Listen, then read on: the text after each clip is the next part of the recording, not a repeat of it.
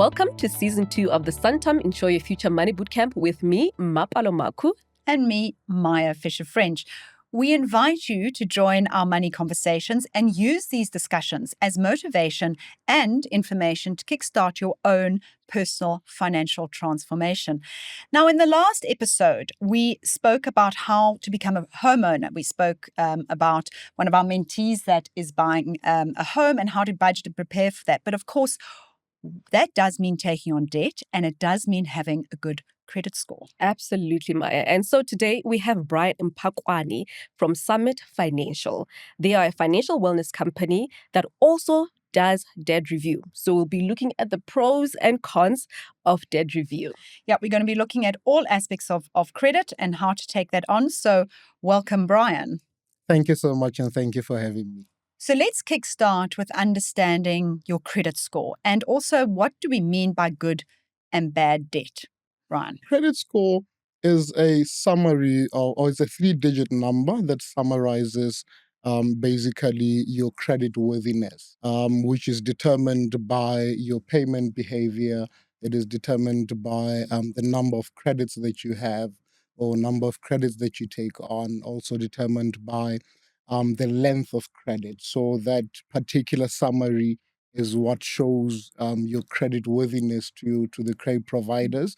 When you start applying for debt, it shows that if you are, for instance, above 700, then you're a good consumer. And so when it comes to good debt versus bad debt, good debt is basically an investment into the present and the future self of your future self, such as an example of a good debt would be buying a house, for instance. That is a good investment into the future, or investing in yourself, trying to increase your net worth, trying to increase your income by taking out a student loan. That is definitely one of the good debts, or even business debt. When we talk about bad debt, we're talking about debt that you take on that does not, or that decreases in value in terms of the future, as well as the interest that are high interest. So that is an example of a bad debt, or it would be something like a personal loan, credit cards, and an end. So those are what we call bad debt. So the difference between good debts and bad debt is that good debt, it is debt that increases your future, your present and your future net worth. And then bad debt is one that takes away from you now. I suppose even though if you're looking at a personal loan, it depends what it's being used for. So if the personal loan is just consumption debt, it's very different than maybe taking a personal loan to help with your business, exactly as you're saying. So it's about whether that loan is giving you an investment into your future or not. Am I Yeah, 100%. And also a car, for example, Maya, sometimes we know that it's not called an asset as such, but I need to get to work, right, to make a living, to make an income, and hopefully grow my net worth eventually. So 100%, good debt and bad debt, it all depends on what is it that you're doing with that And money. of course, a car needs to get you from A to B. It doesn't need to get you to A and B in a huge amount of debt. So there's a level of car financing that starts to become unhealthy. But Brian, I want to go back to the credit score, because I've been looking at some credit scores recently as part of the mentee program that we're doing with Santam. And I've been very surprised to see people whose debt repayments are extremely high relative to their income. Yet they're showing as a good credit score. Yeah. What is happening there? So if we're looking solely on the payment behavior, then that's what's keeping their credit score a bit high.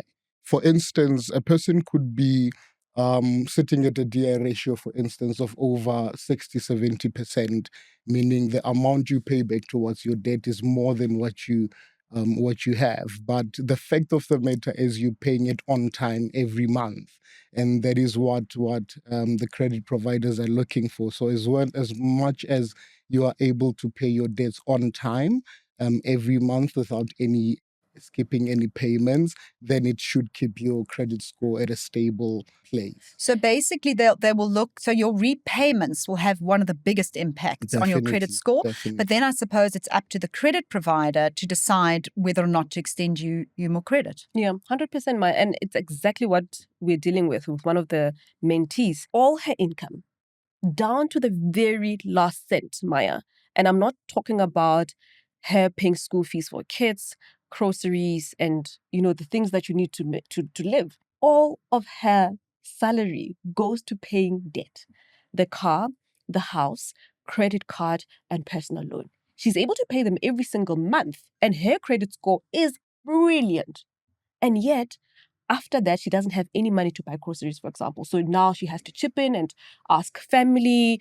Her partner chips in with that. But every single last cent of it goes towards debt. And so for me, it brings me to the next question, Brian. What is a good rule of thumb of how much income actually should be going towards debt repayment versus Life expenses? Exactly. What is your the rule of thumb there? current expenses versus all the ones you spent last year? Yeah. Yes. So when it comes to the rule of thumb, we're looking at what you're spending in terms of your needs, what you're spending on your wants, and what you're spending towards your debt as well as your savings. So if we were to put it in percentages, the most common one would be the 50-30-20 rule. The 50-20-30 rule says at least 50% of your income should go towards your needs. That is being able to pay for your groceries, that is being able to pay for your home, to pay for transportation, to go to work, school fees. And then 30% should then go towards your wants. And then 20%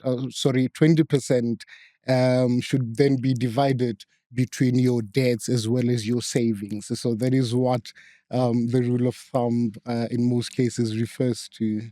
But I think that would make most people unable to Exactly. Most people have far more debt than that. Most definitely. And I mean, when someone comes into debt review, so we're going to talk about debt review a little bit later. When somebody comes into debt review, generally at what level of debt to income do you see? So at what point are they now beyond? They just can't make it anymore. When we're looking at a debt to income ratio of more than 60%, to some even runs up to 80%. So that means 80% of the salary is going towards the debt. That is where you see now that is a huge red flag. And definitely this person does need assistance and a quick intervention in terms of assisting them. Because if you look at a person with a debt to income ratio of more than 67 to 80%, that means only 20% is going towards your living expenses, and that is not enough. No one can survive with just 20% while paying 80% towards your debt. So definitely the highest we've seen, we've seen 80% and even above that, and definitely we know that an immediate intervention is needed. But if I don't want to go into debt review, so I'm listening to this and I'm saying I'm starting to accumulate debt, I'm wanting to buy a car, I'm wanting to buy a house, I'm wanting to do these things. What do you think the maximum? I always, in my mind, I kind of think 40%. I think if you're taking on all of these debts, you shouldn't really go beyond 40% of your salary to those debt repayments. You think that's a fair figure to stay healthy, stay credit healthy? 40% is healthy, but in order to be safe, we can put it at 30%. At 30%. So at least not a lot of people managing that, Brian. Yes. Because I'm just thinking of someone, perhaps they earn 20,000 Rand. House, car, just on that's already at 10,000, perhaps. And that's 50% already. So I think it's important to bring the benchmarks, the rule of thumbs. But how do you make sure that, yes, you're not overextending yourself, but still have a little bit of room to live? And I think also you do need to differentiate between the types of debt. You were talking about good and bad debt, right? Yes. So if you're paying off a house, and say it's a house and car that's pushing you to 50%. I'm not saying 50%. You should be at 50%, but say you are there. That's quite different to somebody whose credit cards, store cards, personal loans, and car repayment are taking them to 50%. True. You know, that one is just pure consumption debt that's not really getting, not really getting them anywhere in life. So I think it is also probably for me, Mapalo, about making sure that isn't made up of short-term debt. I don't know. I wouldn't want to be going above 10% on short-term debt if it was me. Brian, what would you say? Definitely. I know sometimes it's hard to keep it, but that is why we're saying the 50% kind of makes provision for that housing, for the 50% that is for your needs. But when it comes to debts, it's very, very important to keep it at a minimum so that you are able to survive on a monthly basis. Once you've managed to pay on your bond and your car, then you have enough for you to also survive in terms of schoolings, your groceries, and all of that. So keeping a debt at the minimum is very, very important. That is why my advice would be keep it as low as 30% as you can. But we live in an economy where, unfortunately, people would see it otherwise and look at and say 30% is quite a small amount to distribute towards debts. But again, if you're going past 30% because of a home loan, very different to going past 30% because of personal loan. Unsecured debt. Yeah. And there's a saying in Sesotho where we say, or a lot of people rather say, "Motho o phela ka sekoloto." Right? So one cannot live without debt. And sometimes people have that mentality, and that's what needs to change. And so you are saying, what makes a good credit score? Is it the debt mix? Is it, okay, you have a bond, you have a car. Does that make it better, or is it okay if I just have credit card, overdraft, personal loan? It would appear that if just have a whole lot of as long as you're paying, a good credit mix. If you see that, okay, you have a bond, you have a car, and maybe a credit card, that makes it a bit stronger. Or as long as you have debt and you're paying it, it doesn't matter. So it does matter as long as you've got good debt that you pay on time. Then your credit score should be good. But a lot of people will then confuse it with taking payday loans, for instance, and thinking that also would boost your credit score. Remember, a payday loan, you take it this month, you pay it back the next month.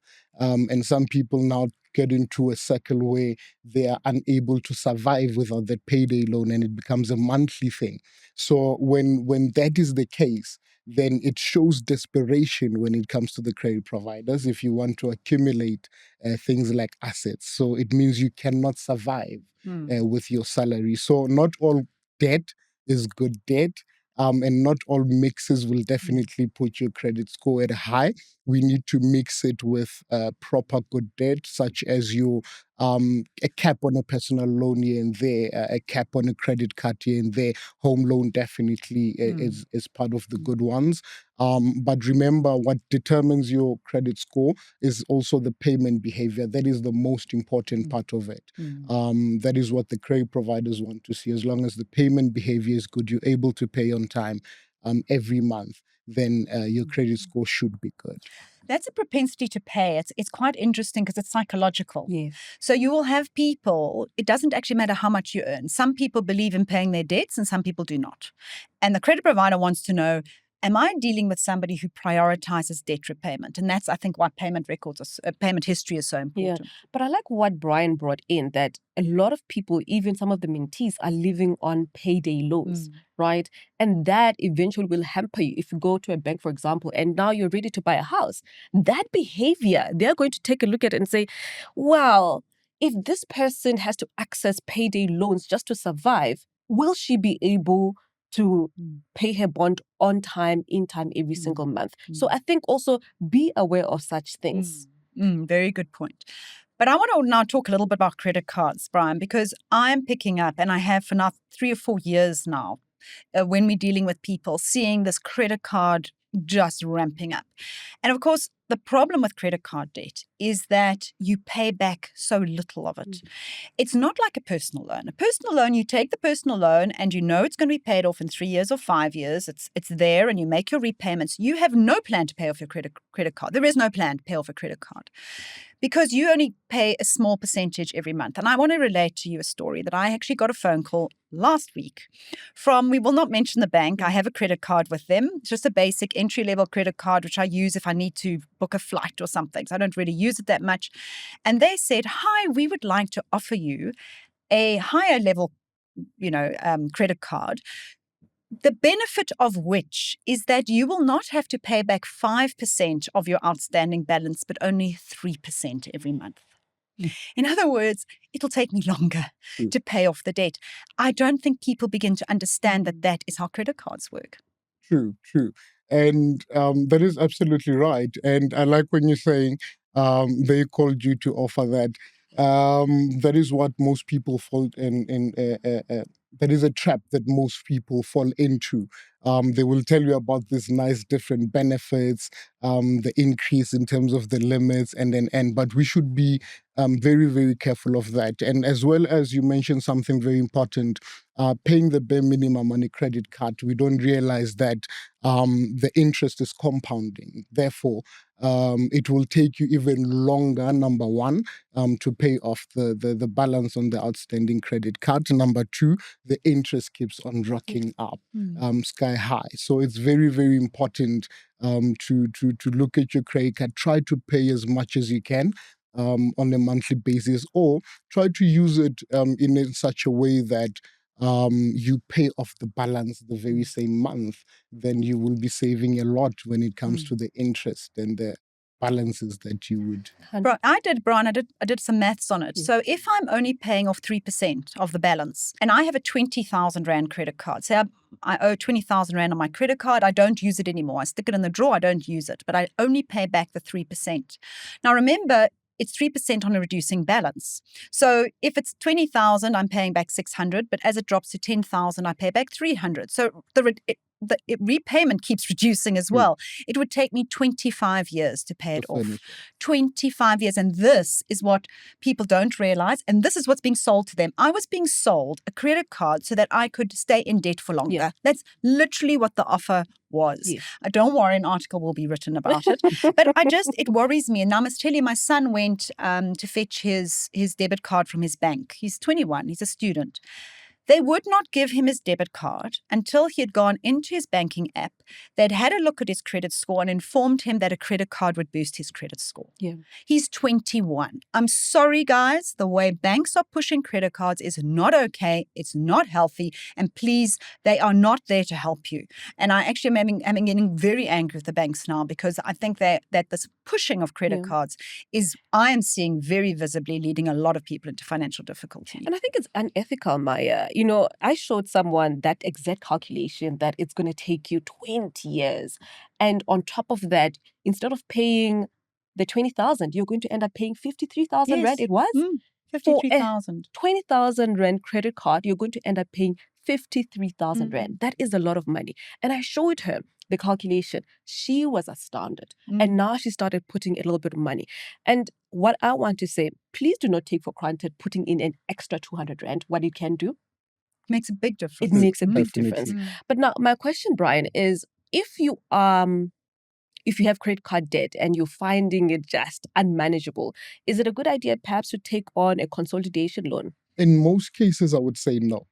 The reason why I'm saying that is because the interest that you are going to accumulate on the consolidation loan in most cases turns out to be higher than the interest that you will be paying, for instance, on a personal loan or a credit card. So look at the interest differences between the consolidation loan as well as the credit card. It's very, very important. For now, for instance, you're taking a credit card with a balance of 10,000 Rand that you would have paid off maybe in 12 months. Instead of doing that, you're going to take up now a 20,000 Rand consolidation loan, which is going to be longer, number one. Number two, it's going to be, the interest is going to be higher. So that is what you need to look at. So the first priority should be trying to pay off your credit card. Number one, as quick as you can. And you mentioned something very important. An extra 200 Rand into a personal loan, into a credit card, goes a very long way. Remember, one of the most important things is every bank has what we call an amortization table that shows the amount of interest that you're paying into the particular loan, as well as the amount that goes into the actual loan. So the bank cannot charge you interest twice in 1 month. So once you've done paying your normal installment, you have paid the interest for that particular month. Therefore, if you put an extra 200 Rand, it goes into the actual balance. Therefore, the interest that you pay or that's going to be calculated the next month becomes lesser than what you would have paid if you did not put that extra 200 Rand. So it's very, very important. It's a very valid point. Try to put in as much as you can, as quick as you can, so that you can close up the credit card. Even if, sorry, Maya, you mentioned that as the balance goes down, the installment also goes down. But the most important thing is trying to sticking to the original installment into that particular credit card so that you can close it quicker. That's a very good point, Brian. And I just wanted to tell you though, one of my mentees I got to do shop around for a loan, because she has a very large, she has a couple of large loans, and I want to talk about that and then chat a little bit about debt review. But she's got a couple of loans, and I said to her, well, what would happen if we consolidated that, because she's just struggling to meet her repayments at this point. So she shopped around and she spoke to 2 banks. One offered her an interest rate of 15% and the other interest rate of 25%. Same person, same credit score, same amount, same everything. 25%. One was 25% and the other was 15%. So, it's really worth shopping around. We've spoken about being a homeowner and shopping around for credit for your home loan. But don't just go and take the first loan. And in fact, when we did the maths, it made a lot of sense for her to consolidate because her credit card was sitting at 20%. So I agree with you. There's no do this. It's go and look at the quote, look at total cost. What are the fees? And what was interesting is that the bank, so it was actually her own bank that offered her the better rate, but they also waived credit insurance because they said, well, you don't need credit insurance because she's got good life cover and all the rest. So that helped her as well. So it was very interesting. I was shocked. I did not expect such a difference. So really, really important if you are going to look at consolidation loans or anything like that to really do a comparison. But when is it a good time then to speak to your creditors? So now you can feel that this debt is unmanageable. Should I be calling them? Should I duck and hope that it all goes away eventually? When do you start calling your credit providers? When you start having more month than money. Basically, what it means is you are now struggling to finance your living expenses as well as being able to pay your debts. Then you know that there is a problem now starting to brew on your finances. That is a good time to start relooking at everything, relooking at what you owe, who you owe, the type of interest that you have on your loans. Start calling your banks to see if you can get better rates on your bank. But if that is not the case, then start seeking assistance earlier on at that particular time as possible. I also feel like we should have some sort of a script, Maya, that we can give to people to say, how to have that conversation with your bank. Yes, because I think it can be terrifying. You're already seeing the red flags, but this institution looks so big. Who am I going to talk to? I think maybe just take it up on ourselves, come up with maybe a Brian, little... we'll chat to Brian. Maybe we will. Brian and I, the 3 of us will sit together and come up with a nice little script saying, dear and Bank X. Yes. I think it's a really good idea because I think it can feel very, very intimidating. But certainly I've noticed that since COVID was a big game changer. The banks have been a lot more accommodating around, around having those conversations and trying to find ways because, people went through a very, very tough period. And that that is still carrying on. A lot of people are still carrying a lot of that debt that they accumulated over there.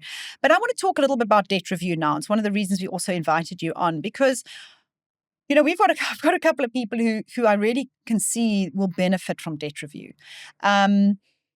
But people are so scared to enter it. And I completely understand, because I'm one of the journalists who are writing about some of the horrendous things that are happening in debt review, because unfortunately not all debt counselors are above board. Yeah. And which is why we've invited Summit on, because we know that they're an ethical, they do things ethically. Definitely. But maybe just take us through, when do you recommend somebody enter debt review, and just sort of the pros and cons, and when would you say you do enter it, you don't enter it? Give us a little bit of... I think it goes back to what I just said now. When you start having more month-end money, that's when you then need to realize and take steps into seeking assistance when it comes to your finances. And approaching companies, for instance, like Summit, can definitely go a long way to assist you with programs such as Debt Review.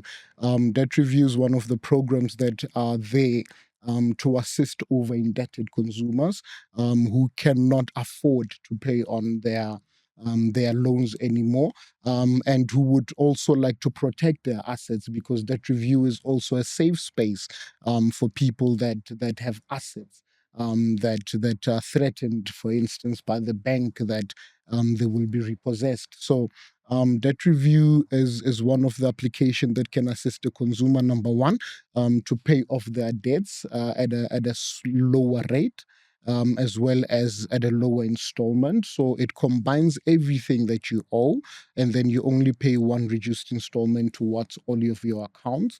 But not only do we reduce the interest, the installment, but we also reduce the interest. And with Summit, we've had success rates of reducing the interest up to sometimes 5%, less than 10%. So those are some of the good rates that you can get when you join a program such as Debt Review. So when we're looking at the pros of Debt Review, definitely you saving your assets under Debt Review. You also paying one low installment for everything that is combined. Your assets, as I said, are protected under Debt Review.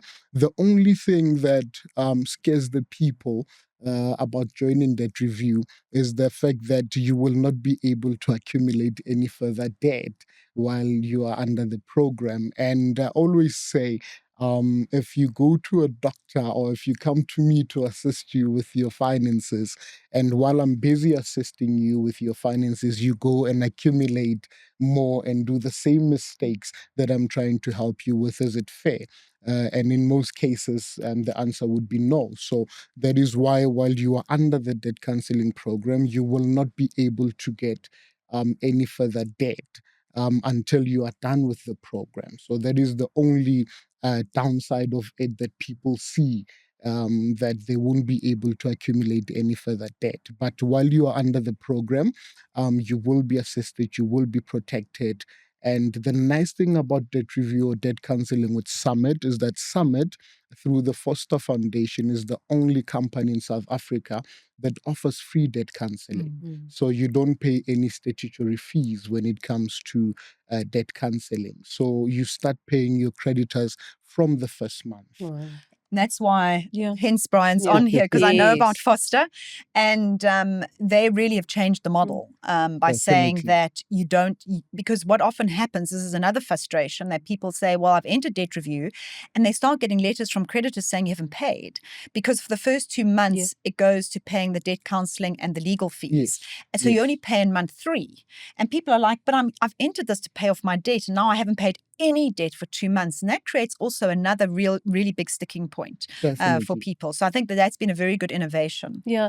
For me, the question on why can't I access credit? You are struggling. And the fact that you're not going to go into Debt Review because you can't access credit, it beats the whole purpose of you going into this program. So I think that's the wrong question or the wrong approach. Think about it. You are already in trouble. You should not be accessing any further credit whatsoever. So I took someone, when I did Money Makeover, we Yes. took Johan through Debt Review, one of my candidates then. And he was terrified because his credit card was his emergency fund.